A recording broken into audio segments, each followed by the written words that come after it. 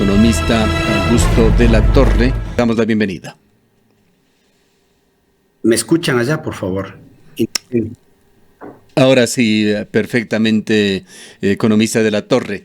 Vamos a iniciar este diálogo proyectando para nuestros oyentes el índice de riesgo país de Ecuador, que tras las medidas económicas tomadas por el gobierno se incrementó en primera instancia un 10% y luego un 12% adicional.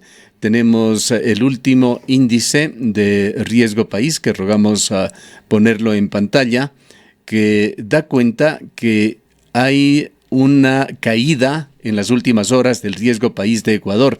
Ha caído un 5,61%, situándose en 3.447 puntos. Esta reacción se da tras las duras decisiones relacionadas con la crisis del coronavirus que el gobierno de Ecuador ha tomado en este fin de semana. Su comentario en primera instancia sobre esta situación, economista de la Torre. Debemos tomar en cuenta que se trata de una crisis global que está empujándole al mundo hacia una recesión importante, que le sorprende a la política pública de los países más poderosos, que desafía la capacidad de los sistemas médicos del mundo y que desafía a las respuestas económicas que se pueden dar. Entonces, primero es una crisis global que ha subido de manera violenta el nerviosismo y por tanto ha reducido de manera violenta el apetito al riesgo. Entonces, en general, todo el mundo sufre esta ola. Pero es como, usted imagínese una cadena que está bajo tensión y dentro de esa cadena hay algunos eslabones más débiles. Entonces, países como el Ecuador son los eslabones débiles de una cadena global. Y el Ecuador es un eslabón débil porque trae desde el gobierno anterior una serie de desequilibrios producto de una irresponsable expansión de las capacidades del gasto. Y entonces el Ecuador ahora se encuentra sin amortiguadores para responder a este grave choque externo. Y una de las indicaciones de que carecemos de amortiguadores es que no tenemos acceso al financiamiento en los mercados, y eso se refleja en la prima de riesgo país. Lo que esta prima de riesgo país nos está diciendo es que si en este momento el Ecuador quisiese colocar un bono en los mercados internacionales, tendría que pagar una tasa de interés del 35%, lo cual es equivalente a decir que el Ecuador no tiene acceso al financiamiento normal de los mercados. Eso hace absolutamente necesario que el país entienda la gravedad de la situación y busque el apoyo decidido de los organismos multilaterales de desarrollo, que son los únicos que ahora pueden canalizar recursos hacia el Ecuador. En la coyuntura actual, economista de la Torre, con las medidas que ha tomado el gobierno, Ecuador paraliza en forma sustancial sus actividades. En consecuencia, su sistema productivo, ralentizando la economía. ¿Cómo va a afectar esta situación en términos de crecimiento económico, sabiendo, por supuesto, que esto se da además en un espacio de enorme incertidumbre? A ver, empecemos primero por la naturaleza del choque global. Está cayendo la demanda en todo el mundo. Y con la caída de la demanda en el mundo, el Ecuador está encontrando que no puede exportar como exportaba antes sus productos de exportación. El camarón, el banano, café, etc. Por otro lado, la caída de la demanda global asociada a una guerra de precios entre Arabia Saudita y Rusia ha producido un colapso del precio del petróleo, que es nuestro principal producto de exportación. Entonces el gobierno ecuatoriano ahora está recibiendo 8 a 10 millones de dólares menos por día de lo que recibía hace un mes. Por otra parte, usted tiene que los países vecinos responden ante el choque externo permitiendo que sus monedas se deprecien.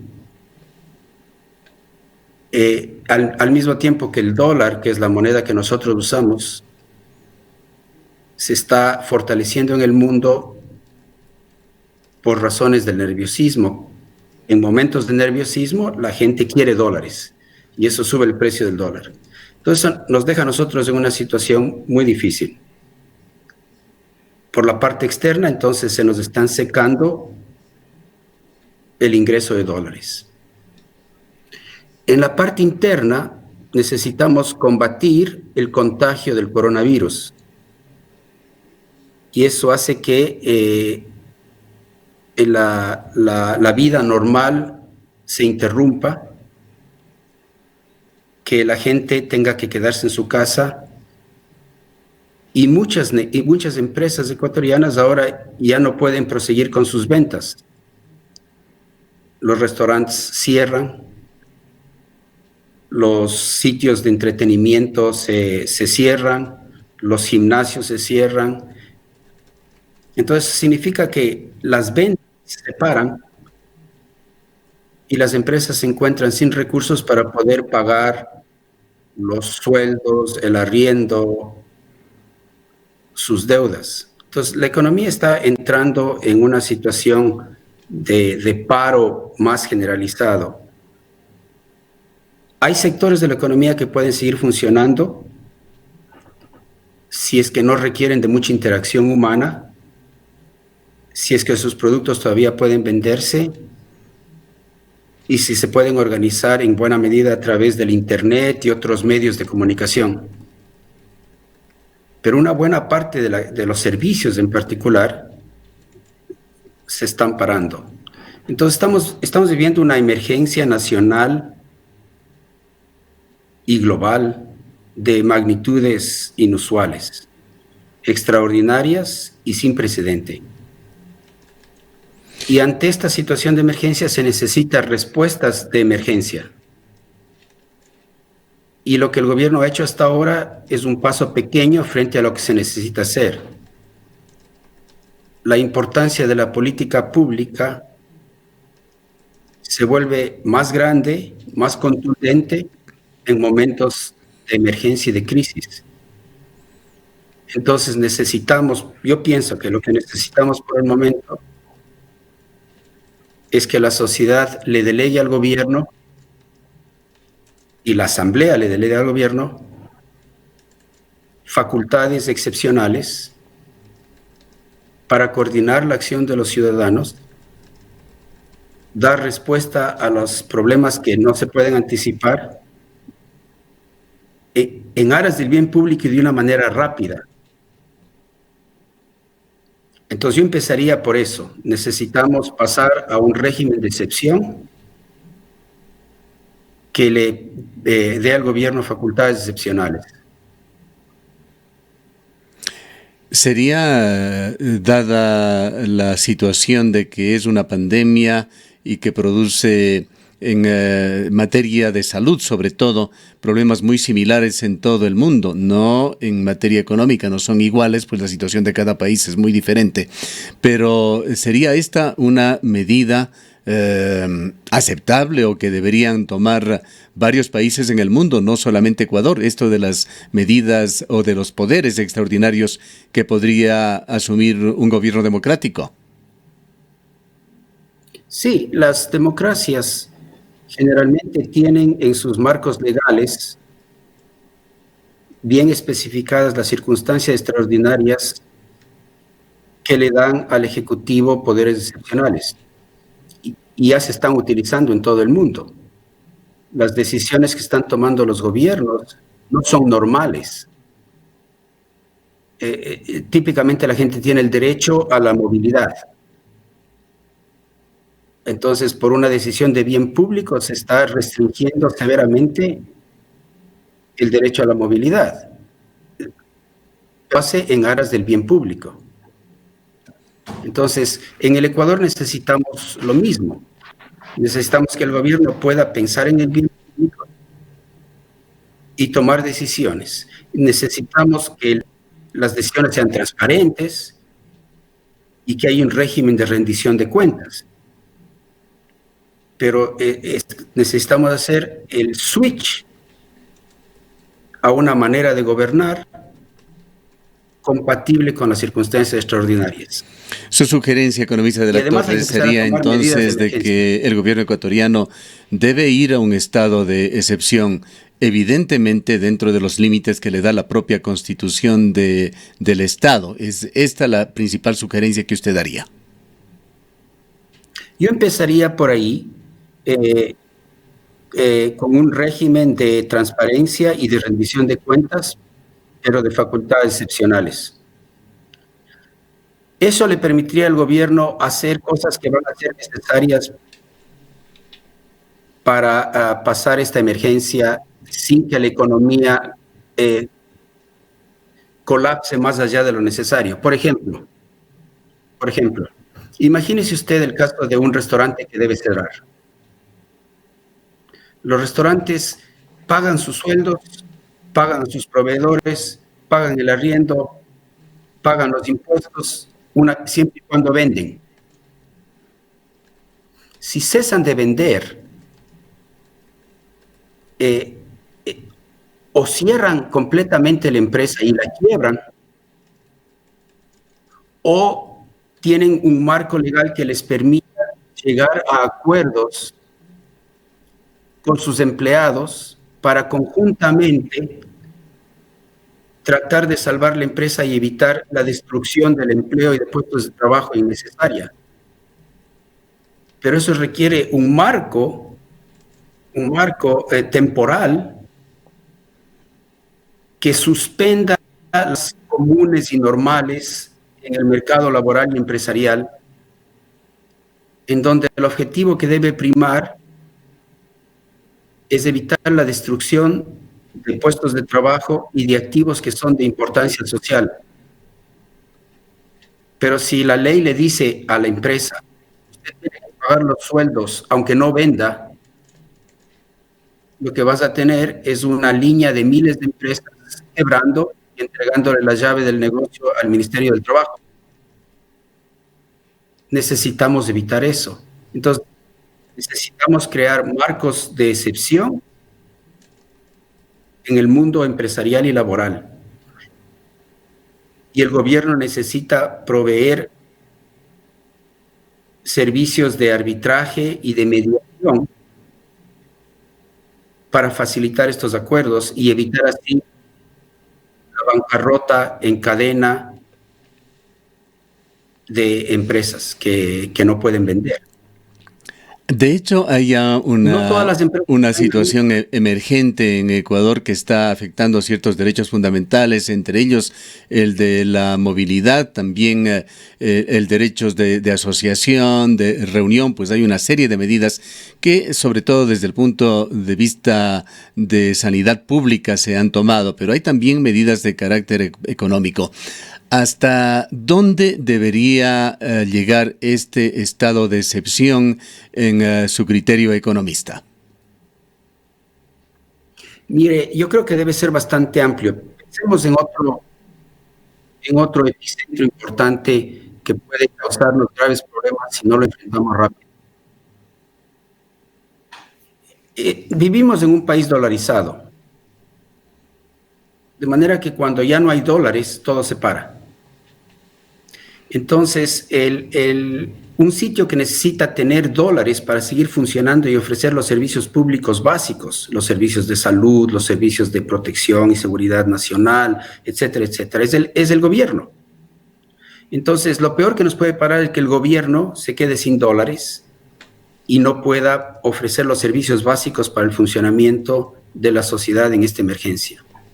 Entonces es menester que haya medidas de emergencia al interior del gobierno para que el gobierno pueda seguir contando con estos recursos para proveer los servicios básicos. Eso implica que el gobierno tiene que trabajar con las entidades multilaterales porque no podemos financiarnos en los mercados, no tenemos capacidad de emitir deuda. Entonces necesitamos en primer lugar el acompañamiento de toda la banca multilateral. Pero además es muy posible y se va a ser necesario que el gobierno tome medidas drásticas en su interior para poder liberar dólares que le permitan seguir ofreciendo servicios básicos.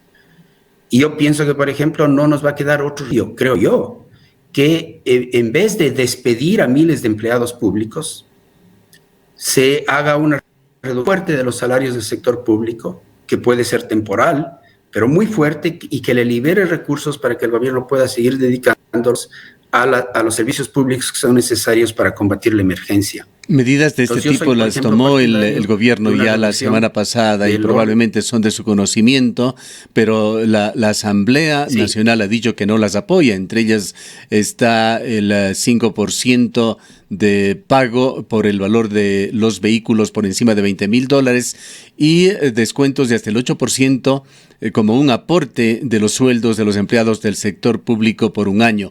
El FUD, la CONAIE han señalado que no apoyan las medidas. Lo propio dicen mayoritariamente los asambleístas.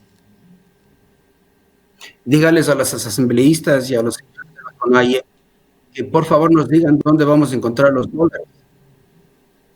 ¿Acaso pueden ellos imprimir dólares? ¿Acaso ellos pueden encontrar dólares? Esta es una cosa de suma y resta.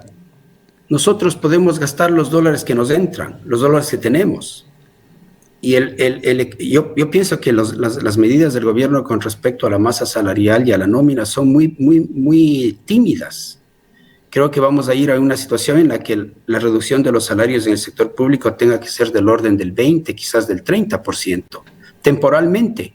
De lo contrario, el gobierno no va a tener dólares y vamos a poner en riesgo toda la dolarización, porque la dolarización solo funciona en la medida en que hay dólares. Entonces, esa es una medida.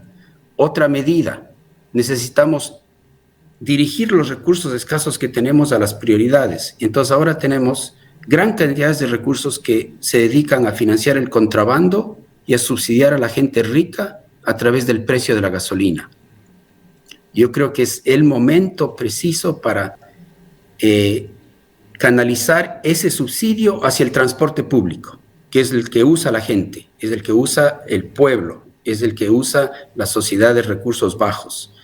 Y en lugar de subsidiar a los ricos, que el país pase inmediatamente a un sistema de precios de gasolina internacionales que elimine en ese proceso el monopolio de la refinería estatal y que permita que las gasolineras puedan abastecerse y comprar su gasolina al mejor postor. Eso le libera recursos al gobierno para poder focalizarlos en el transporte público, en la gente pobre, en los servicios de salud.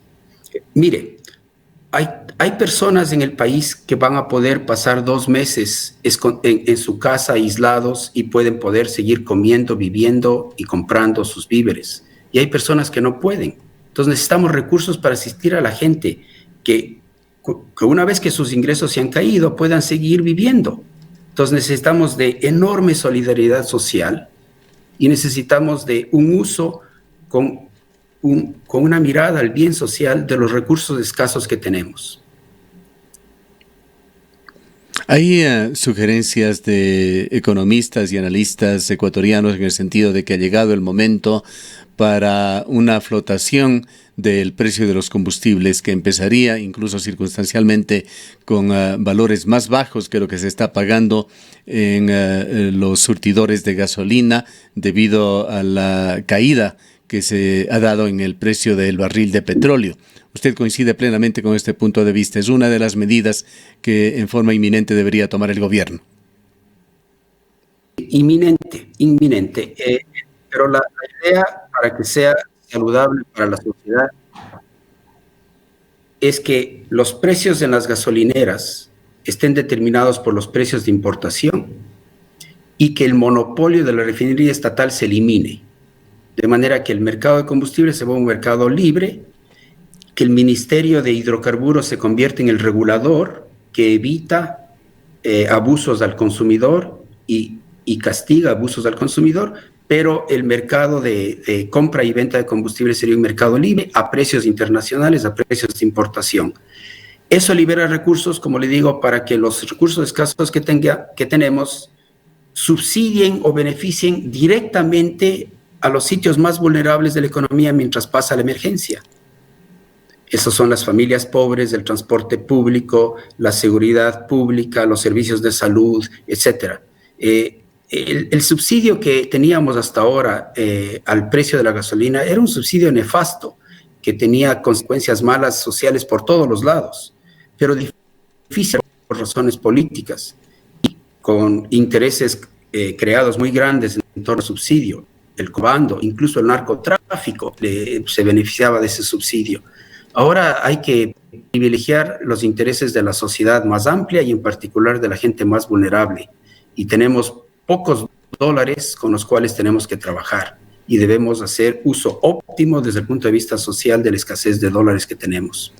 Su análisis oscila, economista de la Torre, entre la economía estatal y la economía de los sectores sociales menos favorecidos. ¿Cómo enfocar, qué soluciones dar a los daños colaterales que se van a hacer a la economía familiar de los sectores medios, que son también una importante masa de ciudadanos ecuatorianos?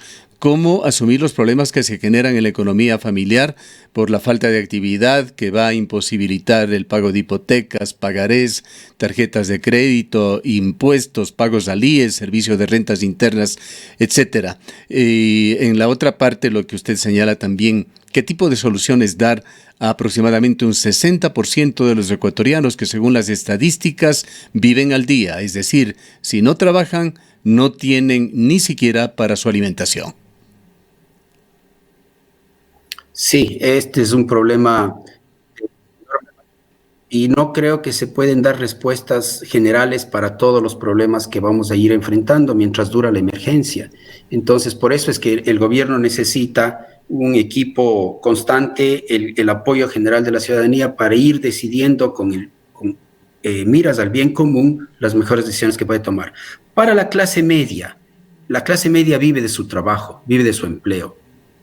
Y ese empleo ahora va a estar por lo menos restringido, en algunos casos suspendido, en algunos casos los trabajadores van a estar trabajando a medio gas. Entonces, por eso es necesario que cada empresa tenga la capacidad de conversar con sus empleados a fin de actuar con la mayor solidaridad posible, porque a todos los empleados y a la empresa les interesa que la empresa no muera. Pero la empresa no vende, entonces los empleados podrán llegar a acuerdos de distinta naturaleza con sus empleadores. En algunos casos será, todos nos tomamos una vacación de un mes y nos paga un poquito de la caja que sobró y ojalá podamos regresar al trabajo normal después de un mes. En otros casos será, vamos a trabajar a tiempo parcial para que lo que las ventas, lo que le están generando las ventas a las empresas nos alcance al menos para tener la mitad de lo que teníamos antes mientras dura la excepción. Cada empresa tiene que encontrar su solución porque algunas empresas pueden seguir trabajando al 100%. Entonces, en esas empresas puede haber pleno empleo y actividad normal. Pero otras empresas que van a reducir sus ventas al cero necesitan actuar de manera distinta. Por eso es que es necesario tener un régimen de excepción en el ámbito laboral y empresarial que permita que dé la mayor capacidad a empresarios, especialmente de las empresas medianas y pequeñas y sus trabajadores, de llegar a acuerdos que sean en el bien de todos y que actúen de manera solidaria y como grupo. De lo contrario, lo que vamos a tener es, como le decía antes, una fila de miles y miles de empresas que van a entrar en bancarrota y van a entregar las llaves de la empresa al Ministerio del Trabajo. Hay llamados muy acertados que se hacen a la tranquilidad de los ecuatorianos, a no caer en una situación de desesperación, menos de pánico. Pero es indiscutible, economista de la Torre, que hay desazón e incertidumbre entre los ecuatorianos por la difícil situación que se presenta. Y hay también desesperanza entre los sectores jóvenes del país que han visto en los últimos años un permanente deterioro, una caída continua de la economía ecuatoriana y de las oportunidades a futuro. Le vamos a presentar una pregunta que le hace un joven cuencano, estudiante universitario que estuvo en Alemania hasta hace muy pocos días, acaba de regresar al país por la incertidumbre y la suspensión de clases también en ese país. Él es ex estudiante del colegio alemán y estudiaba hasta esta suspensión en la Universidad de Mannheim en Alemania. Escuchemos la pregunta que le hace este joven y su respuesta ante la inquietud y la desesperanza también que embarga a la juventud ecuatoriana, que ve lamentablemente a un país con pocas oportunidades en el futuro inmediato? Buenos días, Augusto. Buenos días, Gustavo. ¿A qué nivel de crecimiento cree usted debería aspirar el Ecuador para que los jóvenes tengamos un futuro? ¿Y qué se debe hacer para lograrlo? Muchas gracias. Esperamos que haya podido escuchar la pregunta, economista de la Torre. Escuchemos su respuesta. Sí, mire, para que el Ecuador pueda generar fuentes de trabajo para toda esta cantidad de jóvenes que se está preparando y que busca empleo, el Ecuador necesita crecer a un ritmo de más o menos 6%, 5% por año. Y eso es imposible bajo el sistema de reglas de juego que tenemos, y va a requerir de profundas reformas que le den a la economía la capacidad de generar empleo formal. Al ritmo que vamos, lo único que estamos generando es empleo informal y una cantidad de cuenta apropismo de baja productividad. Entonces, al salir de esta emergencia, el Ecuador necesita salir con una serie de reformas estructurales muy amplia.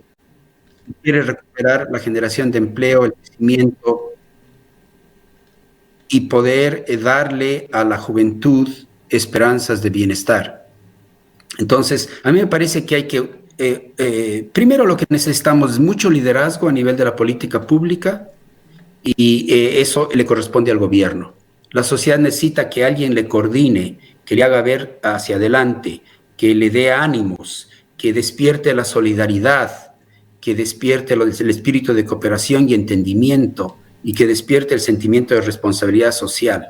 El gobierno necesita coordinar cómo se reparten las cargas de este esfuerzo. Los que más pueden contribuir más, los que menos pueden necesitan mayor asistencia. Las iglesias, las ONGs necesitan movilizar la solidaridad humana. En este tipo de crisis, a los pueblos o les sale lo peor o les sale lo mejor. Y con buen liderazgo es posible que a nuestro país le salga lo mejor que tiene el espíritu humano. Pero no hay duda que vivimos una emergencia de enorme magnitud. Usted se refería, entre otras cosas, hace poco, el hecho de que muchas empresas no van a poder pagar sus deudas. Va a haber una suspensión de pago de deudas, de pago de las tarjetas de crédito, etc. Entonces necesitamos también algún tipo de suspensión temporal de esos pagos, sin que se caiga la liquidez completa de la economía y que se trabe el sistema. Entonces, todo eso necesita grupos de trabajo que estén pensando. Entonces, necesita la banca, el sector cooperativo, reunirse con el gobierno y pensar en maneras de darle oxígeno al funcionamiento del sistema de pagos mientras dure esta emergencia.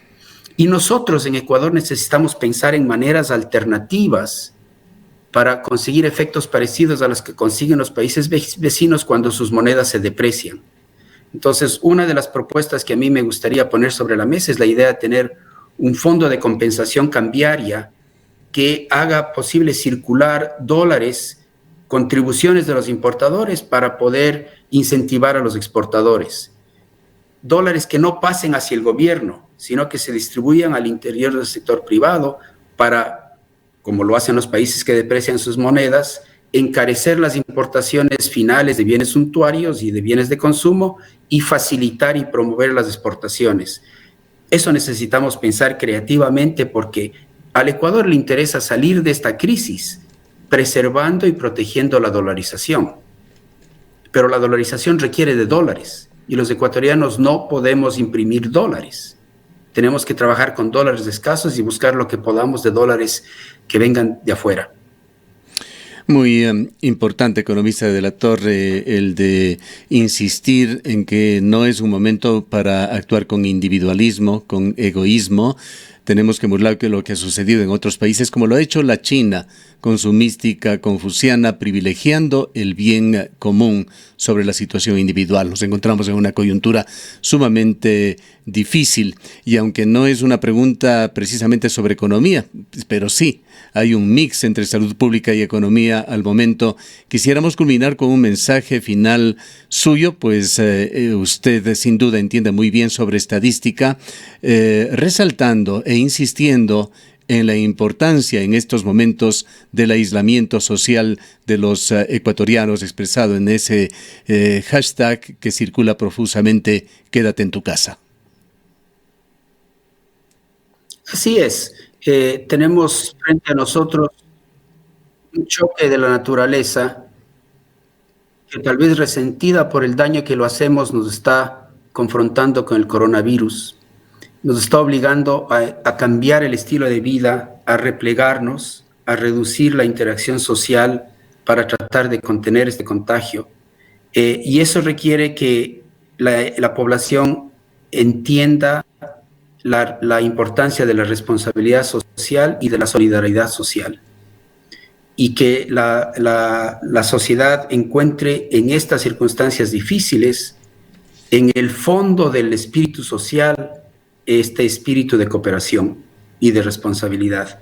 Y vamos a tener que cooperar a pesar de estar aislados. Y esa es una gran paradoja. Necesitamos encontrar la mayor solidaridad posible a pesar de que físicamente no podemos estar interactuando como lo hacíamos normalmente. Entonces eso requiere, digamos, un llamado a la capacidad más profunda que tiene el ser humano de pensar socialmente. Y eso es lo que nos toca hacer ahora. Y por eso yo creo que como estamos todos descentralizados y pensamos en nuestro terreno pequeño, necesitamos una coordinación particularmente potente de parte del Ejecutivo, a quien le ha tocado, por razones históricas, no porque lo buscaba, ser el líder y coordinador de la acción social, la acción social organizada, digamos, para poder paliar esta crisis de manera conjunta. Muchas gracias. Le enviamos un saludo a la distancia al economista Augusto de la Torre. Él fue jefe del Banco Mundial para América Latina. Se ha referido a la situación del país, Latinoamérica y el mundo enfrentando a la pandemia COVID-19. Importantes sugerencias ha dado desde su punto de vista profesional y de enorme experiencia el economista Augusto de la Torre. Ha llegado el momento de una profunda